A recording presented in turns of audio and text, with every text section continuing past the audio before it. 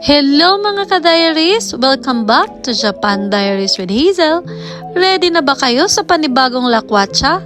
Because today, may fairy tale vibes tayo. Pero bago yan, if you're into relaxing spots, aesthetic views, at may konting lifestyle ng isang Filipina mom living in Japan, aba, perfect ka dito sa channel na to.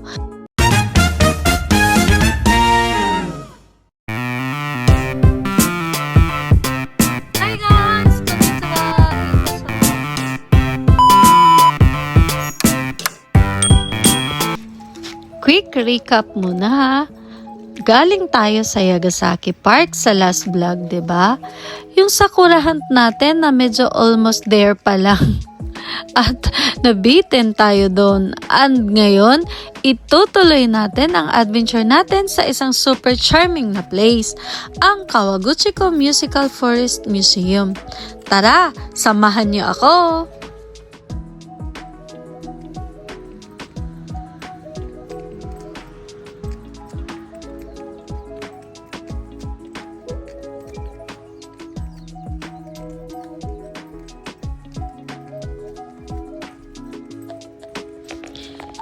Today, dadalhin ko kayo sa isang lugar na parang diretso sa fairy tale, ang Kawaguchiko Musical Forest Museum. So, from Yagasaki Park, kunting lakad lang or sakay lang, and boom, nandito na tayo. Akala namin perfect timing na for sakura at roses. Pero mga besh, medyo napaaga kami. Hindi pa sila fully blooming. Pero alam nyo, kahit ganon, pagpasok pa lang parang nasa Europe ka na agad. May mga fountain, classical buildings, at may mga pa-background music pa na very royalty vibes. Feeling ko tuloy isa akong prinsesa. O baka tourist lang na may camera. And mga ka-diaries, quick tip lang, the best time to visit this place is during spring. Kapag full bloom na ang sakura at roses, doon nyo talaga makikita yung full magical vibe ng garden. Super picture perfect at parang postcard sa ganda. Pero kahit hindi pa full bloom, ang ganda pa rin ng paligid, malinis, peaceful at sobrang relaxing. Imagine nyo na lang pag fully bloom na.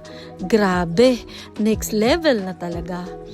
Alam nyo mga ka-diaries, habang naglalakad ako dito sa Kawaguchiko Musical Forest Museum, feeling ko talaga nasa Europe ako. Parang hindi Japan, no? Tapos ito pa ang nakakatuwa. Yung mga instruments nila dito, hindi lang display. Tumutugtog sila by themselves. As in, walang tao. Pero may music, parang may multo, pero sosyal. At hindi lang basta-basta instruments. Yung iba dito, sobrang luma na, like centuries old pa. Galing pa Europe, kaya habang nag-iikot ka, parang may mini concert ka na may kasamang history lesson.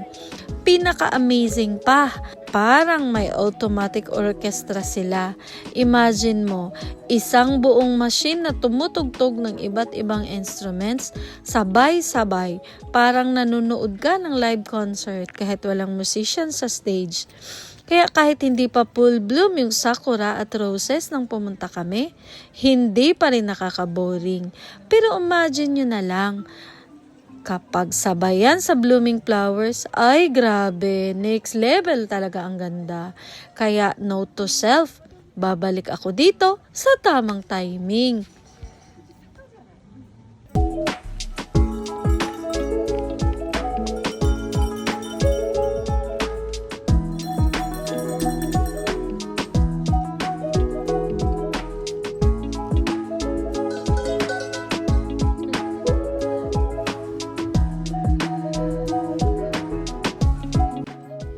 Bago tayo umalis mga ka-diaries, syempre hindi mawawala ang souvenir shop visit. At honestly, ang cute ng shop nila dito. Parang mini treasure trove ng mga music team goodies. May mga music boxes na iba-iba ang design. Merong classic, merong software aesthetic, at meron ding mga pangregalo vibes talaga. Yung mga music boxes dito, hindi lang basta souvenir. Some of them are inspired by the same traditional designs na makikita mo sa museum mismo. Kaya parang may bitbit kang small piece ng experience pa uwi.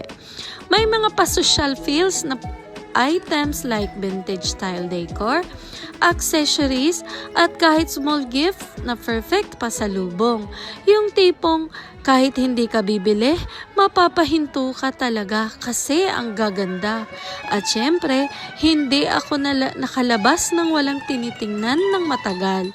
Budget check muna tayo mga ka-diaries. Pero real talk, kung mahilig kayo sa unique at meaningful souvenirs, this is definitely a must-stop bago kayo umalis ng museum.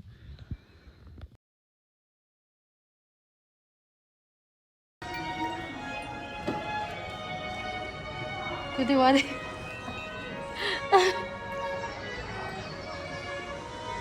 Mga ka-diaries, quick guide lang kung paano pumunta dito sa Kawaguchiko Musical Forest Museum. Search nyo lang Kawaguchiko Ongakoto Mori no Bijutsukan or 0555-204-111 sa GPS ninyo. From Tokyo or from Shinjuku, pwede kayong sumakay ng direct train na Fuji Excursion papuntang Kawaguchiko Station around 2 hours or via Utsuki Transfer din baba sa Kawaguchiko Station. From Kawaguchiko Station, may dalawang option kayo. Pwede kayong mag-taxi or retrobus. From Gotemba, around 40 to 50 minutes drive papunta sa museum. May free parking available na nasa kabilang side lang ng museum.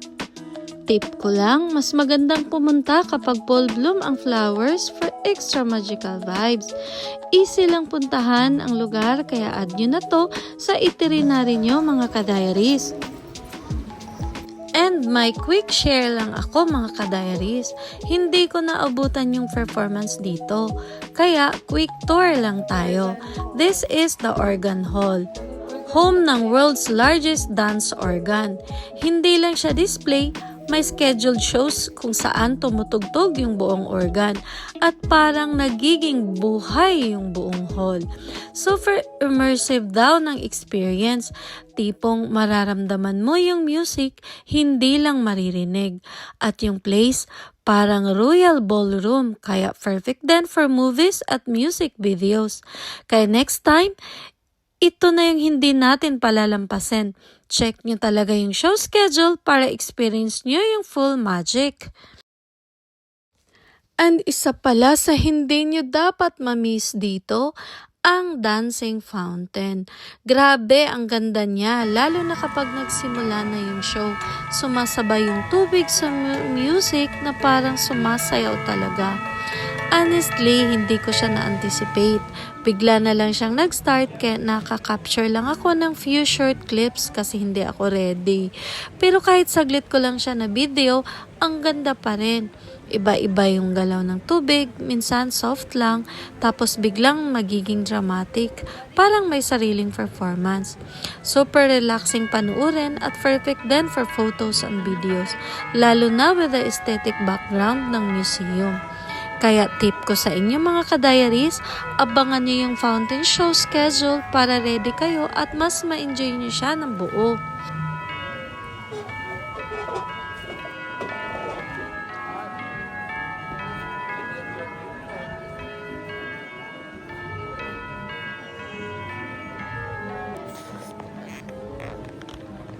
Guys, look at the place.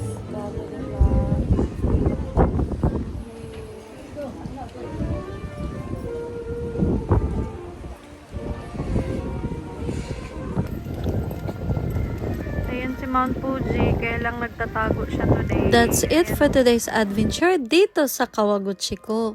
Kahit napaaga tayo sa Sakura at Roses, ibang klaseng experience pa rin. Parang fairy tale na may halong music at relaxing vibes. Isa na naman itong memory na talaga namang maalala ko. At syempre, mas masaya dahil kasama ko kayo even virtually. If you enjoyed this vlog, don't forget to like, comment, at mag-subscribe sa Japan Diaries with Hazel. At i-hit nyo na rin po ang bell para updated kayo sa mga next lakwatsa natin. Let me know sa comments kung saan nyo pa gustong gumala dito sa Japan. Baka yun na ang next stop natin.